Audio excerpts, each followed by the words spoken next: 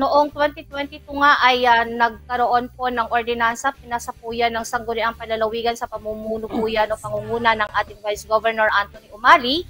Ito po ay isang ordinansa bilang suporta po sa binuo po ng ating Governor Oyi Maches Umali na NE o Nueva Ecija Task Force Overloading.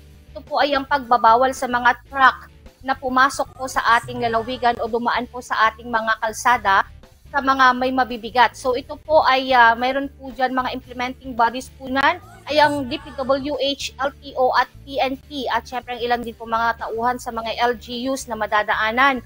So dito po ay dumadaan sila sa mga weighing scale at kung sila po ay sumobra sa timbang, sila po ay hindi po pinadadaan. Kaya nananawagan pa rin tayo, Ms. Shane, sa DPWH, ayan, regarding dito sa mga kalsada na ito na syempre ayusin, no? At syempre sa ating mga truck pa rin na lumalabag po sa overloading, ayan, sana po ay masawata para nang sa ganun ay hindi naman po masira kaagad din itong mga kalsada natin dito.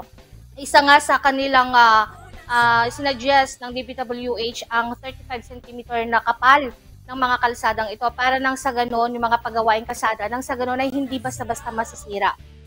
In support din ito syempre doon sa ating Nueva Ecija Task Force Overloading.